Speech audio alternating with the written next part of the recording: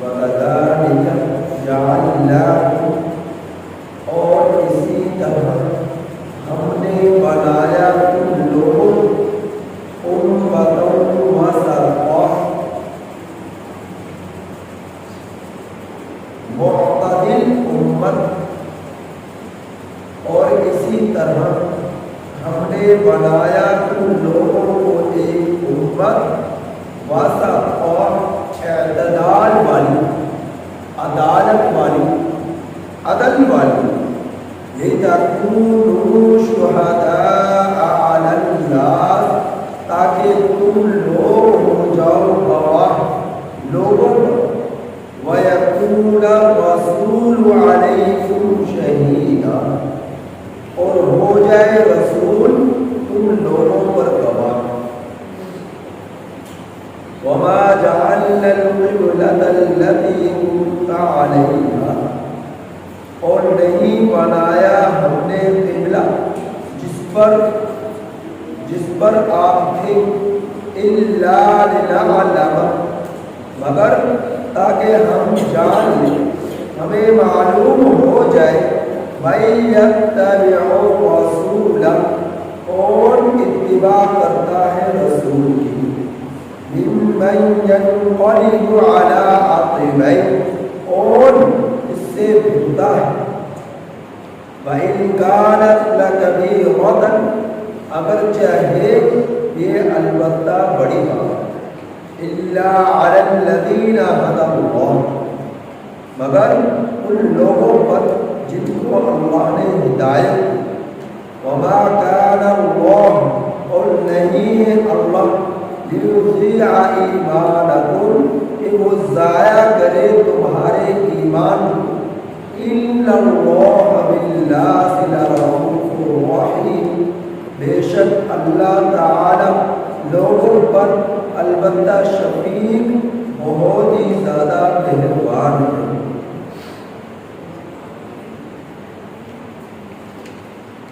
آپ حضرات کے سامنے کل تحویل قبلہ سے متعلقہ گفتگو کی۔ نبی کریم صلی اللہ علیہ وسلم ہجرت مکہ کے بعد مدینہ المنورہ کی تشریف آوری کے بعد اللہ رب العزت کے حکم سے بیت المقدس کی طرف رخ کر نمازیں پڑھنے لگے، تو آپ نے 16-17 مہینے بیت المقدس کی طرف رخ کر نمازیں پڑھی،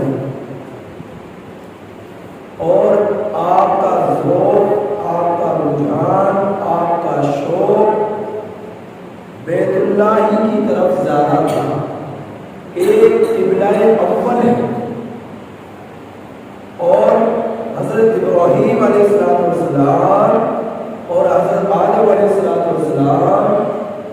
ان حضرات کا یہ قبلہ ہے۔ آپ صلی اللہ علیہ وسلم کے جد امجد کا یہ قبلہ ہے، تو سب سے پہلا روئے زمین پر گھر یہ بیت اللہ ہے۔ تو اس طرف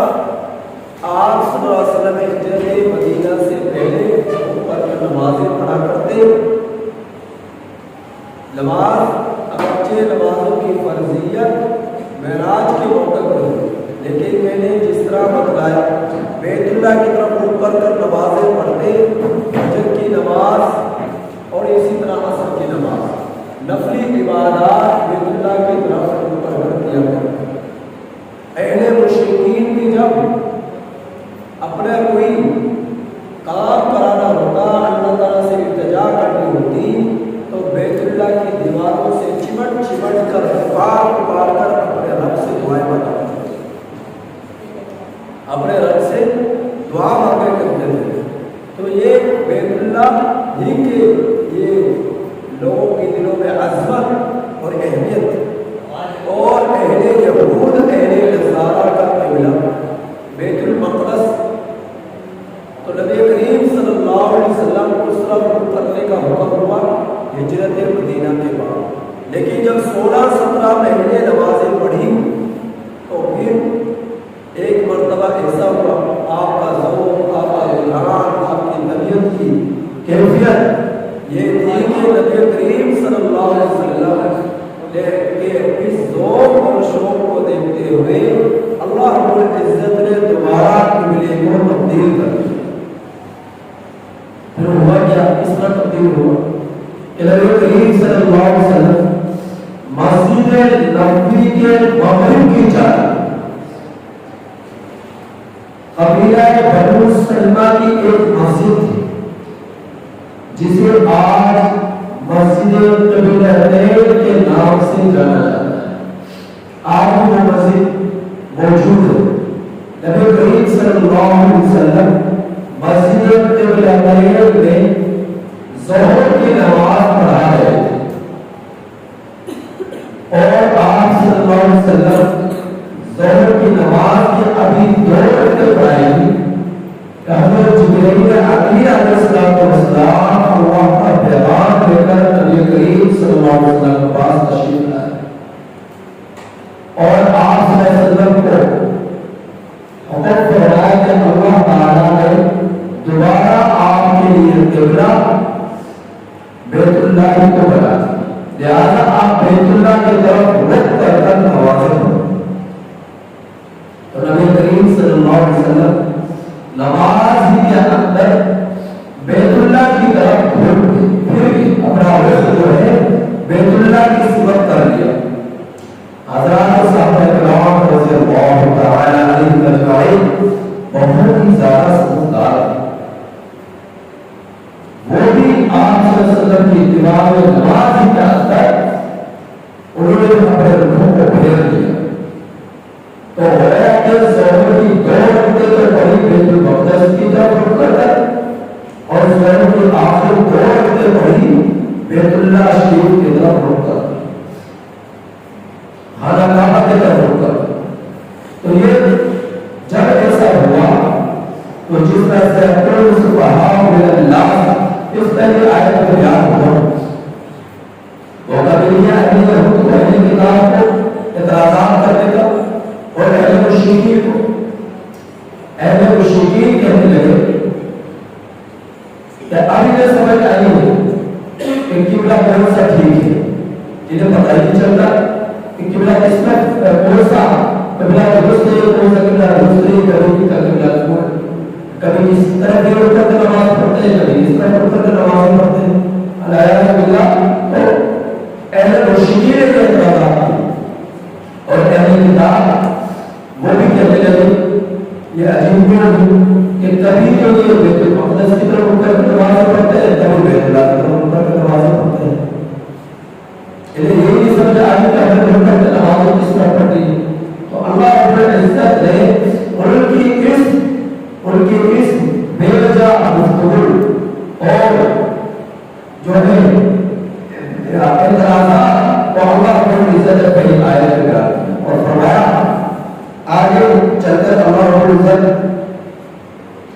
بیان فرماتے ہیں کہ یا تو بیت اللہ میں کچھ رکھا یا بیت المقدس میں کچھ رکھا، اگر کچھ ہے تو قل للہ المشرق والمغرب، اللہ کے حکم پہ ہے جو ہر وقت ہر جگہ موجود ہے۔ تو مشرق کی طرف اٹھ کر جاؤ عبادت کرو، اپنے رب کو پاؤ، مغرب کی طرف اٹھ کر عبادت کرو، اپنے رب کو پاؤ، شمال کی طرف اٹھ کر نماز پڑھو، جنوب کی طرف اٹھ کر نماز پڑھو، جس طرف بھی تم عبادت کرو گے اپنے رب کو پاؤ۔ اصل میں دیکھنا یہ ہے کہ تم اپنے رب کے حکم کی اتباع کرنا چاہتے ہو۔ تو اللہ رب العزت نے بیت اللہ کی طرف اٹھ کر نماز پڑھنے کا حکم دیا، تو اصل میں بیت اللہ کی دیواروں کو پوچھنا نہیں ہے، یا بیت المقدس کی طرف اٹھ کر نماز پڑھنے کا حکم دیا تو بیت المقدس کی دیوار کی عبادت نہیں کرنی، جس کا اہل مشرکین بتوں کی عبادت کیا کرتے تھے، مورتیوں کی عبادت کیا کرتے تھے، اپنے ہاتھوں سے تراشی ہوئی پتھروں کی عبادت کیا کرتے تھے۔ تو دیواروں پر عبادت تھی کہ بیت اللہ کی دیواروں کی عبادت کرتے ہیں یا بیت المقدس کی دیواروں کی عبادت کرتے ہیں، بلکہ ہم عبادت کرتے ہیں اپنے رب کی۔ اور بیت اللہ کی طرف اٹھ کر نماز پڑھنے کیوں کرتے ہیں؟ کیونکہ ہمارے رب کا حکم ہے کہ اس طرف اٹھ کر نماز پڑھو، اور اس وجہ سے ہم اس طرف اٹھ کر نماز پڑھتے ہیں۔ تو یہ جو دوسری آیت ہے، اس دوسری آیت کریمہ میں اللہ رب العزت نے بیان کرتا ہے اور اسی طرح ہم نے تمہیں امت معتدل بنایا تاکہ تم گواہ ہو جاؤ لوگوں پر اور رسول گواہ ہو تم لوگوں پر۔ تو اس آیت کریمہ میں اللہ رب العزت نے امت محمدیہ علیہ السلام امت مسلمہ کی فضیلت اور اہمیت کو بیان فرمایا۔ واسطہ اس امت کے لیے لفظ کیا ہے؟ واسطہ واسطہ یہ اعتدال کا معنی ہے کہ یہ امت کیا ہے؟ اعتدال والی، عدل والی، انصاف والی، اور فرمایا کہ یہ امت گواہی دی اور رسول بھی گواہی دی۔ کس طرح؟ اس چیز پر گواہی دی، اس چیز پر گواہی دیں گے کہ جس وقت اللہ رب العزت گزشتہ نبیوں کو بلائے، پیغمبروں کو بلائے اور ان کے ساتھ ان کی امتوں کو، ان کی قوموں کو بلائے، بیدار حشر میں پیشی ہوئی، اس وقت اللہ رب العزت گزشتہ پیغمبروں کی قوموں سے، امتوں سے پوچھیں گے کہ کیا تمہارے پاس رسول آیا؟ حضرت نوح علیہ السلام ان کی قوم کو بلایا جائے، تمام قوم بلایا جائے، تو اسی طرح حضرت نوح علیہ السلام کو بھی بلایا جائے۔ حضرت نوح علیہ السلام جب اللہ رب العزت بلائیں گے تو پوچھیں گے اللہ رب العزت حضرت نوح علیہ السلام سے کہ حل اللہ ہوتا قومہ، کیا آپ نے اپنی قوم کو میرا پیغام پہنچا دیا ہے؟ حضرت نوح علیہ السلام فرمائیں گے جی ہاں میرے میں نے آپ کا پیغام آپ کی امت کو پہنچا دیا۔ تو امت یہ کہی کہ اے اللہ ہمارے پاس کوئی آپ کی طرف سے پیغام دے کر دیا ہے، تمام قومیں نہیں کہی کہ ہمارے طرف کوئی بھی آپ کا پیغام دے کر نہیں آیا۔ جب وہ دعوت کریں گے تو حضرت نوح علیہ السلام سے اللہ پوچھیں گے کہ جی آپ نے آپ کی قوم کو میرا پیغام پہنچایا؟ حضرت نوح علیہ السلام اقرار کریں گے جی اے اللہ میں نے آپ کا پیغام اپنی قوم تک پہنچا دیا، سارے 900 سال نے کی۔ تو اللہ تعالیٰ کو امت سے پوچھیں گے اور امت کی جھٹلائے گی اور حضرت نوح علیہ السلام دعویٰ کریں گے، تو پھر کیا ہے؟ نبی کریم صلی اللہ علیہ وسلم کی امت یعنی یہ امت ہم لوگ گواہی دیں گے اللہ کی عزت کے دربار میں کہ یہ قوم، یہ امت لوگ یہ جھوٹ بولتی ہے، ان کے پاس تیرے رسول آئے، تیرا پیغمبر آیا اور اس نے آپ کے پیغام کو ان تک پہنچایا۔ تو پھر امت لوگوں کو کہے گی کہ اے اللہ یہ تو ہم سے ہزاروں برس بعد ہے، یہ تو موجود ہی نہیں تھی، انہوں نے ہمیں دیکھا ہی نہیں، تو یہ لوگ کس طرح ہمارے بارے میں گواہی دیتے ہیں کہ ہم تک جو ہے ہمارے رسول نے پیغام پہنچا دیا تھا، جبکہ یہ لوگ تو موجود ہی نہیں تھے، کہ کس طرح کی گواہی معتبر ہو سکتی ہے؟ تو ان جب یہ ہر یشہد کا الفاظ آتے ہیں تو جس وقت وہ یہ کہیں گے تو اس وقت بھی امت محمدیہ علیہ السلام کی امت اللہ رب العزت سے فرمائے کہ اللہ ہم نے اگر آپ کی ذات پر حق ہے، آپ سچے ہیں اور آپ کے رسول محمد صلی اللہ علیہ وسلم سچے ہیں، پر حق ہے، اور آپ کی کتاب محمد مصطفیٰ صلی اللہ علیہ وسلم پر اتاری وہ برحق ہے اور سچی ہے، تو ہم آپ کے لیے اپنی کتاب میں فرمایا اور اس کتاب کے پیغام کو آپ نے نبی ہم تک پہنچایا۔ کیا فرمایا؟ لقد ارسلنا نوحا الى قومه فقال يا قوم اعبدوا الله ما لكم من اله غيره۔ ہم قرآن کریم میں پڑھ چکے تھے کہ حضرت نوح علیہ السلام اپنی قوم کی طرف آئے اور اپنی قوم سے یہ کہا کہ اے میری قوم تو لوگ اللہ رب العزت کے علاوہ کسی اور کی بات نہ کرو، ایک رب کے سوا کسی اور کے سامنے نہ جھکو، ایک رب کے سوا کسی اور کی بات نہ کرو۔ آپ کی قوم، آپ کے پیغمبر حضرت نوح علیہ السلام نے اپنی امت کے سامنے لوگوں کے ساتھ یہی پیغام دیتے ہیں، سمجھاتے ہیں، شرک سے روکتے ہیں۔ تو آپ کی کتاب میں ہمیں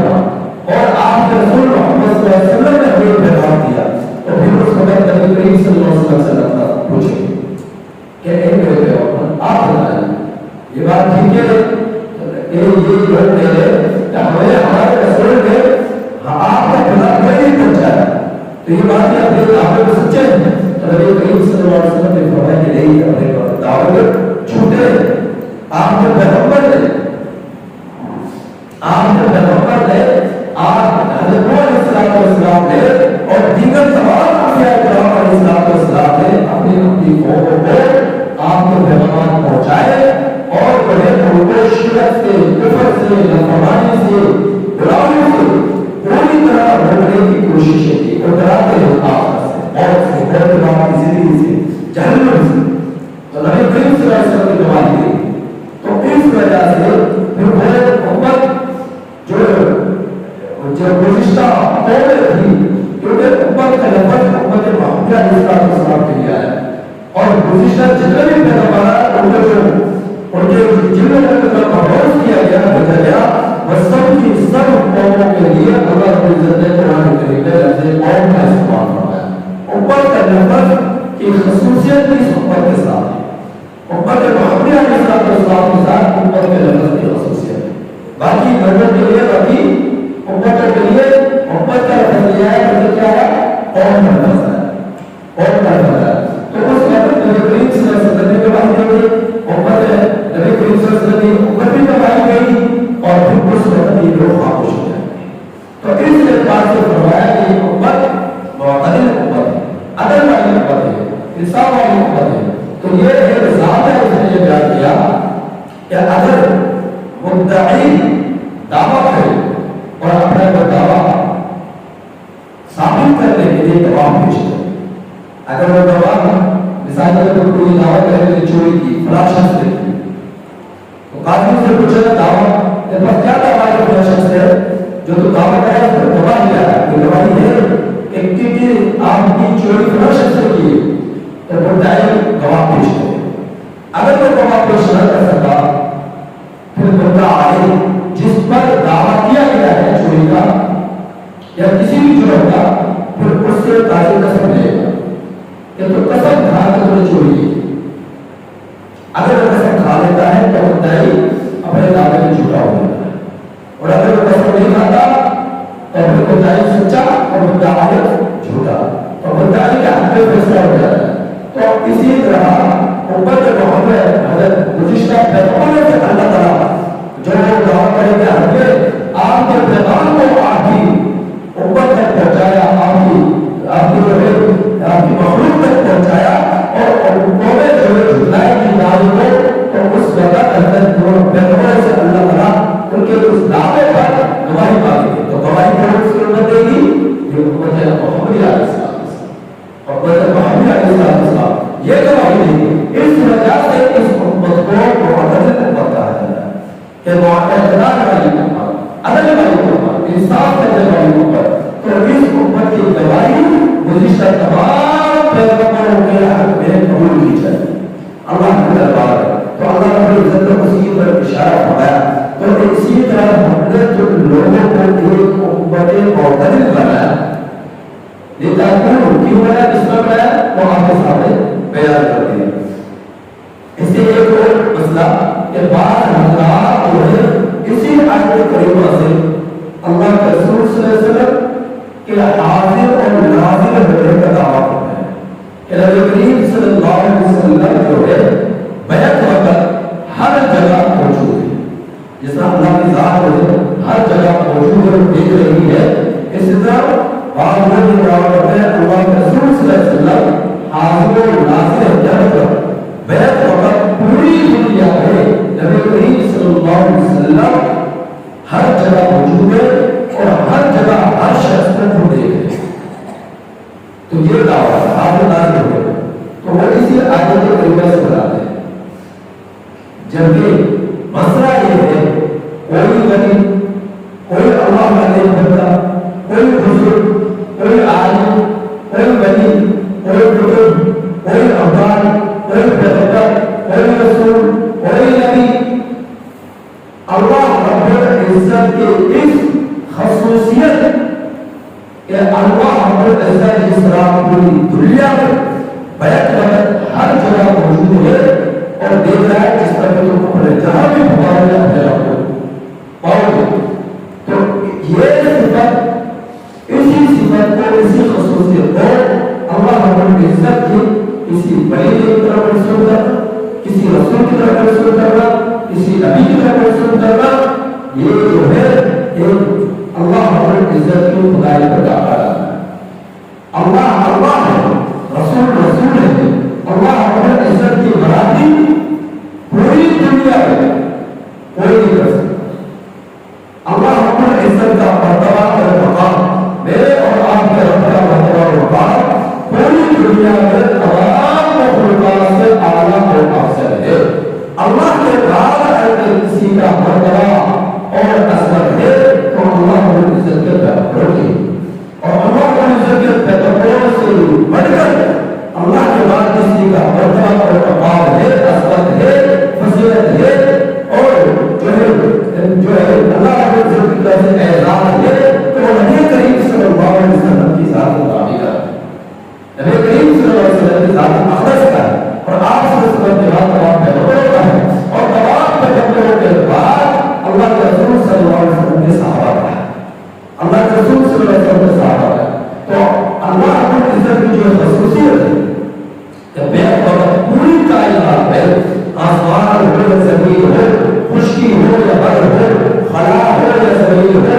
مشرق ہو یا مغرب ہو شمال ہو یا جنوب ہو ہر جگہ بنا اور ہر وقت ہر جگہ بیک وقت موجود ہے اور دیکھا تو یہ خصوصیت کسی اور میں نہیں پائی یہ خصوصیت کسی اور میں نہیں پائی تو اس وجہ سے اللہ رب العزت کی اس خدائی صفت کے اندر کسی اور کو حاصل کرنا تو یہ اللہ رب العزت کی خدائی کو دعویٰ کرنا ہے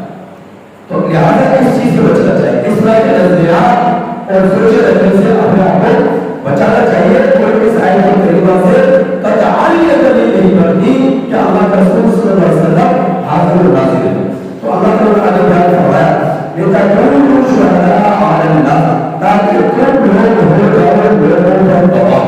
وَيَكُونَ الرَّسُولُ عَلَيْكُمْ شَهِيدًا اور رسول ہو جائے تم لوگوں پر گواہ تو یہ کوئی بڑی اہم حضرات کے سامنے حدیث روایت بیان کی کہ حضرت نبی علیہ السلام سے اللہ پوچھیں گے اسی طرح تمام اپنے احکام سے پوچھیں گے اپنے احکام کی حکومت سے پوچھیں گے کہ کیا تمہارے پاس کوئی پیغام دے کر آیا تو گزشتہ قومیں جو ہے وہ کہے گی کہ اللہ ہمارے پاس کوئی نہیں آیا ہمارے پاس کوئی نہیں آیا تو اس وقت امت محمد علیہ السلام گزشتہ قوموں کے اس جھوٹ پر گواہی دے گی کہ یہ لوگ اپنے دعووں کو جھوٹے جو یہ کہے کہ ہمارے پاس کوئی نہیں آیا ہمارے حقیقت پہ دعوے کو بچایا کہ یہ لوگ اپنے دعوے کو جھوٹے اور اللہ کے رسول صلی اللہ علیہ وسلم محمد مصطفیٰ علیہ وسلم وہ بھی گواہی دیں گے کہ یہ قومیں جو جھوٹ بول رہی ہے اے اللہ آپ کے جو پیغمبر جتنے بھی دنیا آئے سب نے آپ کے پیغامات اپنے زمانے میں اپنے قوموں تک پہنچایا اور پیغام پہنچانے کا حق ادا کیا یہ لوگ ہم جو کہتے ہیں کہ ہمارے پاس کوئی نہیں آیا یہ لوگ جھوٹے ہیں اور یہ لوگ جب دلیل کے ساتھ جو ہے اور یہ حکومت محمد علیہ السلام گواہی دی اللہ کے رسول صلی اللہ علیہ وسلم گواہی دی تو گزشتہ قومیں خاموش ہو گئے خاموش ہو جاتی اور مان جائیں گے کہ ہم لوگ جھوٹے اور ہم غلط بیان کر رہے ہیں ہم اپنی اس دعوے میں جھوٹے اللہ تعالیٰ سبحانہ و تعالیٰ ایسا ایک سمجھ آتا فرمائے اور اللہ تعالیٰ کی توحید سعادت